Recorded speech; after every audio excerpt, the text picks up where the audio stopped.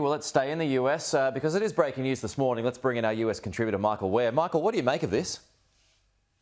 Mate, this is extraordinary. I mean, what a tale.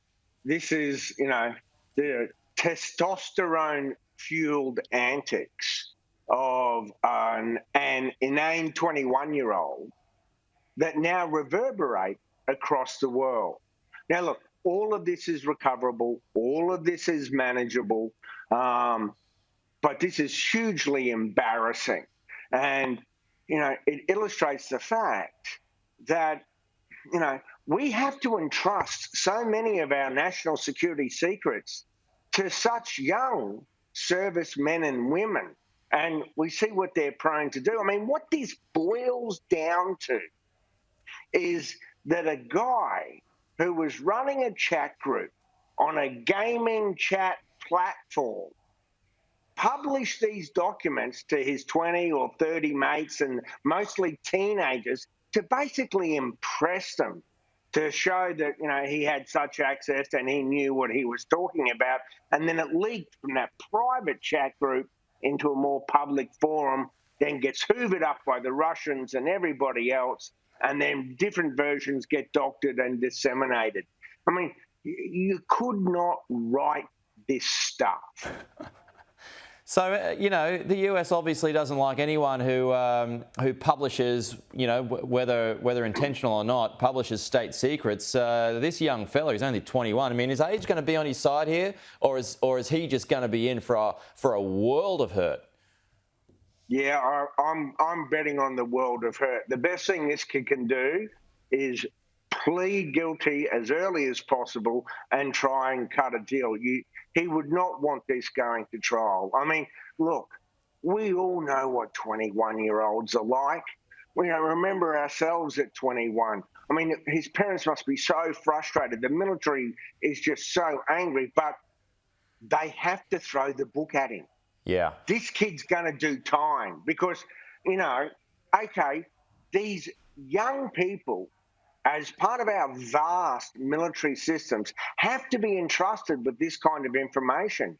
But they have to go through extensive screening. They have to sign certain documents that guarantee their secrecy, and they have to face the consequences if they break our public trust. But what does this say about the security of these top-level, highly classified security documents that they can be leaked quite easily in the end? What does this say about the defence systems that are in place? Well, there's many, many things to say here. One is, historically, you could argue that the origins of this debacle stem from 9/11 and its aftermath. Because if you recall, here in America, there's a multitude of security agencies, and they all had tidbits on Al-Qaeda and potential plots and this and that, but they weren't talking to each other. Well, this is part of that broader dissemination where agencies can start sharing information to the mutual national strategic benefit. So, in essence, it's a good idea. But here, the distribution list was obviously vast, and the Pentagon has already said they're going to analyse that. But, for successful, cohesive operations and analysis, we do need to be able to have our various agencies coordinating and putting together the different ingredients of all the information that they're getting. From what you've been able to glean so far, Michael, on what has actually been released, I mean, the Russians are going to be mounting a fresh offensive soon. The US spies on its own allies. We know that. Is it all that shocking what was published?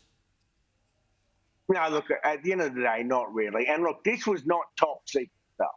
Yeah. This was secret stuff, or this was, not for foreign eyes.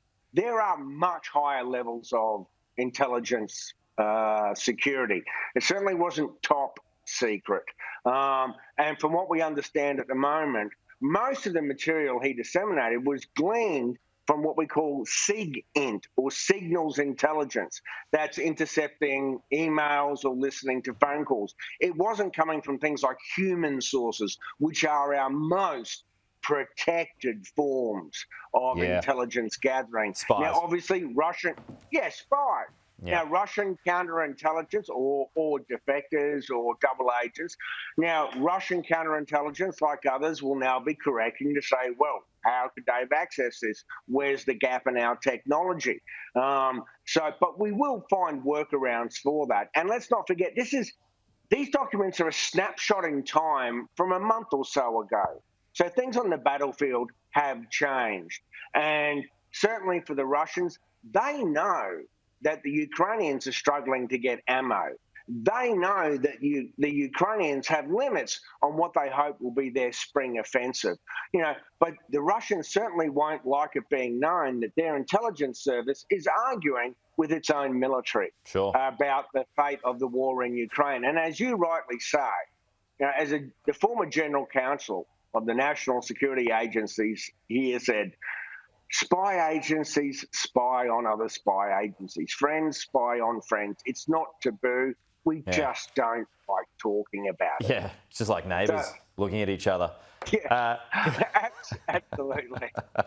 Michael Ware, good to see you. Back fence. Yeah, exactly. Yeah. Second story, whatever. Hey, good to see you, Michael.